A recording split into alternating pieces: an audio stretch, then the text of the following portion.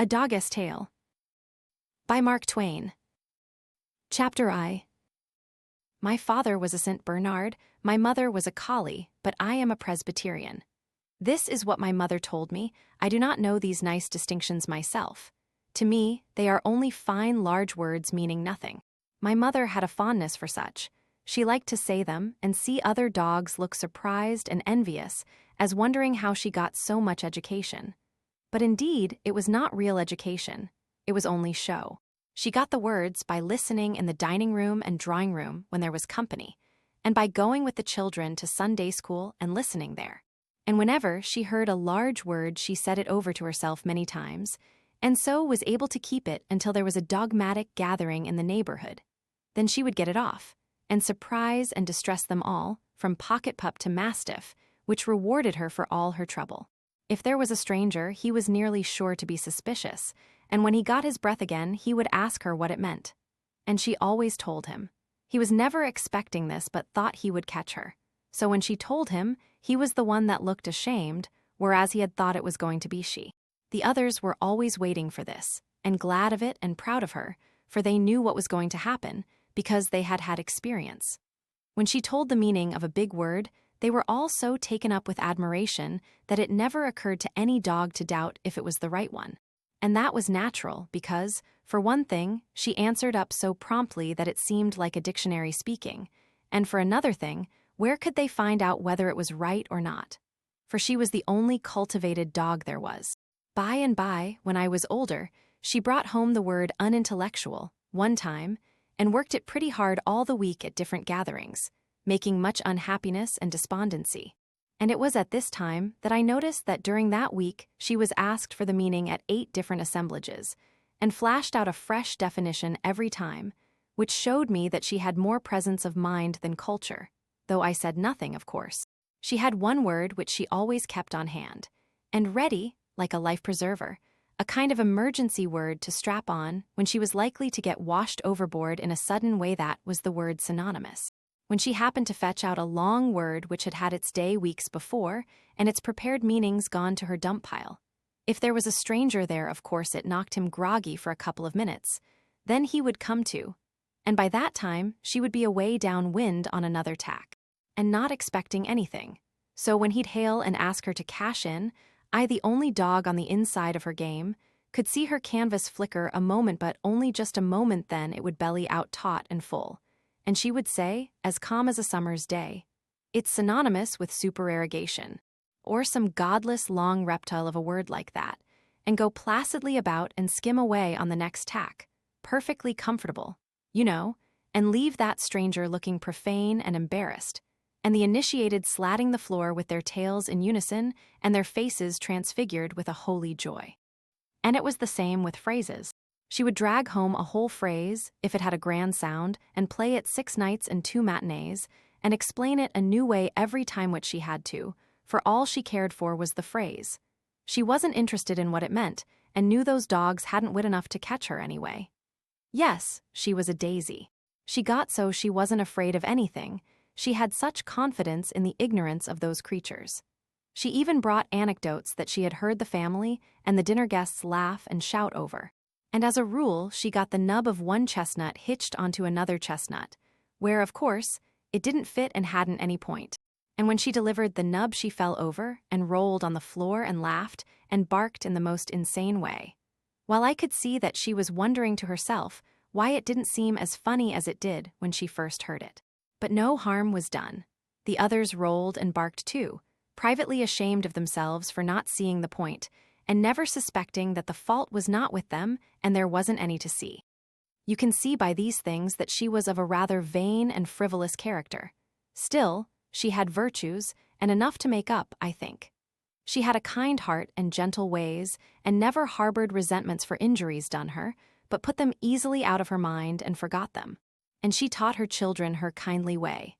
And from her, we learned also to be brave and prompt in time of danger, and not to run away, but face the peril that threatened friend or stranger, and help him the best we could without stopping to think what the cost might be to us. And she taught us not by words only, but by example, and that is the best way and the surest and the most lasting. Why, the brave things she did, the splendid things. She was just a soldier, and so modest about it. Well, you couldn't help admiring her, and you couldn't help imitating her. Not even a King Charles spaniel could remain entirely despicable in her society. So, as you see, there was more to her than her education. Chapter A. When I was well grown at last, I was sold and taken away, and I never saw her again. She was broken-hearted, and so was I, and we cried. But she comforted me as well as she could, and said we were sent into this world for a wise and good purpose, and must do our duties without repining, take our life as we might find it, live it for the best good of others, and never mind about the results. They were not our affair. She said men who did like this would have a noble and beautiful reward by and by in another world. And although we animals would not go there, to do well and right without reward would give to our brief lives a worthiness and dignity which in itself would be a reward. She had gathered these things from time to time when she had gone to the Sunday school with the children, and had laid them up in her memory more carefully than she had done with those other words and phrases, and she had studied them deeply for her good and ours. One may see by this that she had a wise and thoughtful head, for all there was so much lightness and vanity in it. So we said our farewells, and looked our last upon each other through our tears. And the last thing she said, keeping it for the last to make me remember it the better, I think was, "In memory of me, when there is a time of danger to another, do not think of yourself. Think of your mother, and do as she would do." Do you think I could forget that? No. Chapter EI. It was such a charming home. My new one, a fine great house with pictures and delicate decorations and rich furniture and no gloom anywhere, but all the wilderness of dainty colors lit up with flooding sunshine. And the spacious grounds around it, and the great garden, greensward and noble trees and flowers, no end. And I was the same as a member of the family, and they loved me and petted me, and did not give me a new name, but called me by my old one that was dear to me, because my mother had given it me Aileen Mavernine. She got it out of a song, and the Grays knew that song, and said it was a beautiful name. Mrs. Gray was 30, and so sweet and so lovely, you cannot imagine it.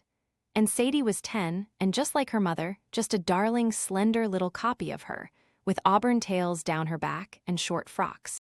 And the baby was a year old, and plump and dimpled and fond of me, and never could get enough of hauling on my tail, and hugging me, and laughing out its innocent happiness.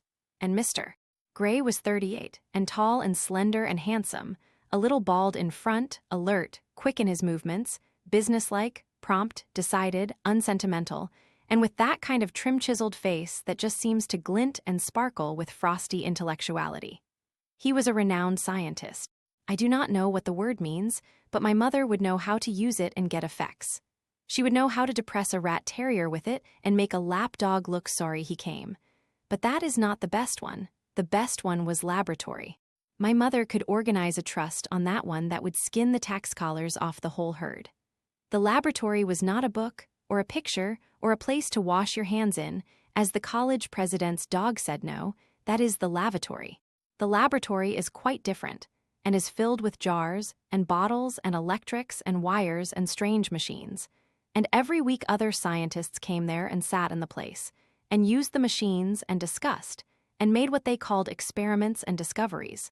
And often I came, too, and stood around and listened, and tried to learn, for the sake of my mother and in loving memory of her, although it was a pain to me, as realizing what she was losing out of her life and I gaining nothing at all. For try as I might, I was never able to make anything out of it at all. Other times I lay on the floor in the mistress's workroom and slept, she gently using me for a footstool, knowing it pleased me, for it was a caress. Other times I spent an hour in the nursery, and got well tousled and made happy. Other times I watched by the crib there, when the baby was asleep and the nurse out for a few minutes on the baby's affairs. Other times I romped and raced through the grounds and the garden with Sadie till we were tired out, then slumbered on the grass in the shade of a tree while she read her book. Other times I went visiting among the neighbor dogs, for there were some most pleasant ones not far away, and one very handsome and courteous and graceful one, a curly-haired Irish setter by the name of Robin Adair, who was a Presbyterian like me, and belonged to the Scotch minister. The servants in our house were all kind to me and were fond of me, and so, as you see, mine was a pleasant life. There could not be a happier dog that I was, nor a gratefuler one. I will say this for myself, for it is only the truth.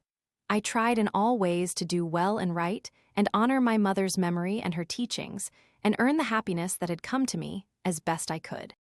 By and by came my little puppy, and then my cup was full, my happiness was perfect. It was the dearest little waddling thing, and so smooth and soft and velvety, and had such cunning little awkward paws, and such affectionate eyes, and such a sweet and innocent face. And it made me so proud to see how the children and their mother adored it, and fondled it, and exclaimed over every little wonderful thing it did. It did seem to me that life was just too lovely to. Then came the winter. One day I was standing a watch in the nursery. That is to say, I was asleep on the bed. The baby was asleep in the crib, which was alongside the bed, on the side next the fireplace. It was the kind of crib that has a lofty tent over it made of gauzy stuff that you can see through. The nurse was out, and we two sleepers were alone. A spark from the wood fire was shot out, and it lit on the slope of the tent. I suppose a quiet interval followed, then a scream from the baby awoke me, and there was that tent flaming up toward the ceiling. Before I could think, I sprang to the floor in my fright, and in a second was halfway to the door. But in the next half-second, my mother's farewell was sounding in my ears, and I was back on the bed again. I reached my head through the flames and dragged the baby out by the waistband, and tugged it along, and we fell to the floor together in a cloud of smoke. I snatched a new hold, and dragged the screaming little creature along and out at the door and around the bend of the hall, and was still tugging away, all excited and happy and proud, when the master's voice shouted, "Begone, you cursed beast!" And I jumped to save myself, but he was furiously quick and chased me up, striking furiously at me with his cane, I dodging this way and that in terror, and at last a strong blow fell upon my left foreleg, which made me shriek and fall, for the moment, helpless. The cane went up for another blow, but never descended, for the nurse's voice rang wildly out, "The nursery's on fire!" And the master rushed away in that direction, and my other bones were saved. The pain was cruel, but no matter, I must not lose any time. He might come back at any moment. So I limped on 3 legs to the other end of the hall, where there was a dark little stairway leading up into a garret where old boxes and such things were kept, as I had heard say, and where people seldom went. I managed to climb up there. Then I searched my way through the dark among the piles of things, and hid in the secretest place I could find. It was foolish to be afraid there, yet still I was, so afraid that I held in and hardly even whimpered, though it would have been such a comfort to whimper, because that eases the pain, you know. But I could lick my leg, and that did some good. For half an hour there was a commotion downstairs, and shoutings and rushing footsteps, and then there was quiet again. Quiet for some minutes, and that was grateful to my spirit, for then my fears began to go down, and fears are worse than pains, oh, much worse. Then came a sound that froze me. They were calling me, by name hunting for me. It was muffled by distance, but that could not take the terror out of it, and it was the most dreadful sound to me that I had ever heard. It went all about, everywhere down there. Along the halls, through all the rooms in both stories, and in the basement and the cellar. Then outside, and farther away, then back, and all about the house again, and I thought it would never, never stop. But at last it did. Hours and hours after the vague twilight of the garret had long ago been blotted out by black darkness. Then in that blessed stillness my terrors fell little by little away, and I was at peace and slept. It was a good rest I had, but I woke before the twilight had come again. I was feeling fairly comfortable, and I could think out a plan now. I made a very good one, which was to creep down, all the way down the back stairs, and hide behind the cellar door, and slip out and escape when the iceman came at dawn, while he was inside filling the refrigerator. Then I would hide all day, and start on my journey when night came. My journey to, well, anywhere where they would not know me and betray me to the master. I was feeling almost cheerful now, then suddenly I thought, why, what would life be without my puppy? That was despair. There was no plan for me, I saw that. I must stay where I was, stay and wait and take what might come. It was not my affair. That was what life is, my mother had said it. Then the calling began again. All my sorrows came back. I said to myself, the master will never forgive. I did not know what I had done to make him so bitter and so unforgiving, yet I judged it was something a dog could not understand. but which was clear to a man and dreadful. They called and called days and nights, it seemed to me. So long that the hunger and thirst near drove me mad, and I recognized that I was getting very weak. When you are this way, you sleep a great deal, and I did. Once I woke in an awful fright. It seemed to me that the calling was right there in the garret. And so it was. It was Sadie's voice, and she was crying. My name was falling from her lips all broken, poor thing, and I could not believe my ears for the joy of it when I heard her say, "Come back to us, oh, come back to us, and forgive it is all so sad without our." I broke in with such a grateful little yelp, and the next moment Sadie was plunging and stumbling through the darkness and the lumber and shouting for the family to hear. She's found, she's found. The days that followed, well, they were wonderful. The mother and Sadie and the servants, why, they just seemed to worship me. They couldn't seem to make me a bed that was fine enough. And as for food, they couldn't be satisfied with anything but game and delicacies that were out of season. And every day the friends and neighbors flocked in to hear about my heroism. That was the name they called it by, and it means agriculture. I remember my mother pulling it on a kennel once and explaining it in that way, but didn't say what agriculture was, except that it was synonymous with intramural incandescence. And a dozen times a day Mrs. Gray and Sadie would tell the tale to newcomers, and say I risked my life to save the babies, and both of us had burns to prove it. And then the company would pass me around and pet me and exclaim about me, and you could see the pride in the eyes of Sadie and her mother. And when the people wanted to know what made me limp, they looked ashamed and changed the subject. And sometimes when people hunted them this way and that way with questions about it, it looked to me as if they were going to cry. And this was not all the glory. No, the master's friends came, a whole 20 of the most distinguished people, and had me in the laboratory and discussed me as if I was a kind of discovery. And some of them said it was wonderful in a dumb beast, the finest exhibition of instinct they could call to mind. But the master said, with vehemence, it's far above instinct. It's reason, and many a man, privileged to be saved and go with you and me to a better world by right of its possession, has less of it than this poor silly quadruped that's foreordained to perish. And then he laughed and said, "Why, look at me, I'm a sarcasm. Bless you, with all my grand intelligence, the only thing I inferred was that the dog had gone mad and was destroying the child, whereas, but for the beast's intelligence its reason, I tell you, the child would have perished." They disputed and disputed, and I was the very center of subject of it all, and I wished my mother could know that this grand honor had come to me. It would have made her proud. Then they discussed optics, as they called it, and whether a certain injury to the brain would produce blindness or not, but they could not agree about it, and said they must test it by experiment by and by. And next they discussed plants, and that interested me, because in the summer Sadie and I had planted seeds. I helped her dig the holes, and after days and days a little shrub or a flower came up there. And it was a wonder how that could happen. But it did, and I wished I could talk. I would have told those people about it, and shown then how much I knew, and been all alive with the subject. But I didn't care for the optics. It was dull, and when they came back to it again, it bored me, and I went to sleep. Pretty soon it was spring, and sunny and pleasant and lovely, and the sweet mother and the children patted me and the puppy goodbye, and went away on a journey and a visit to their kin, and the master wasn't any company for us.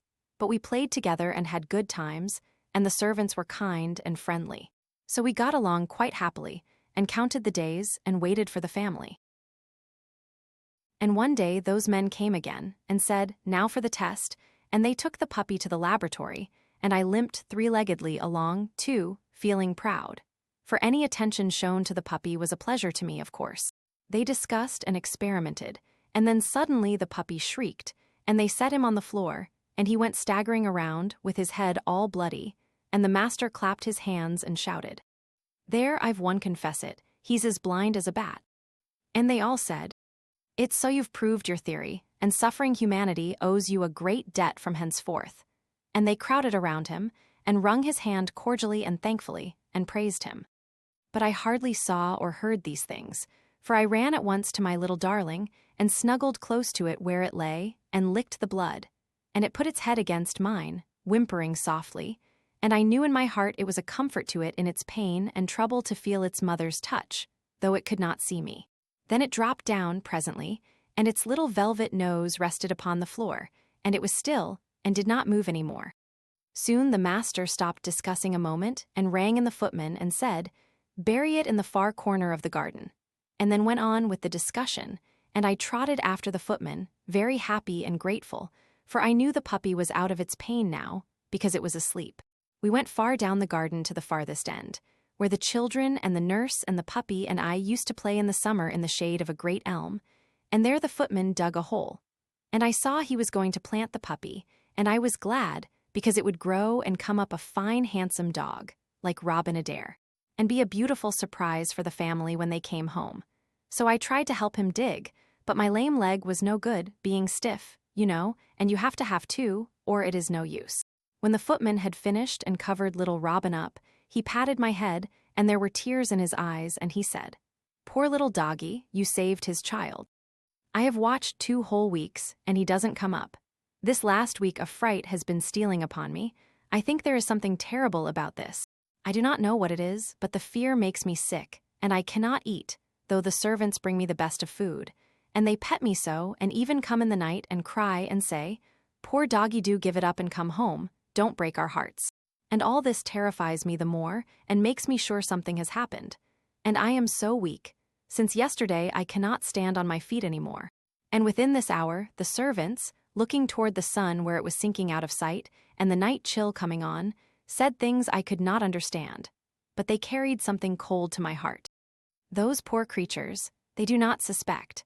They will come home in the morning and eagerly ask for the little doggy that did the brave deed, and who of us will be strong enough to say the truth to them? The humble little friend is gone where go the beasts that perish."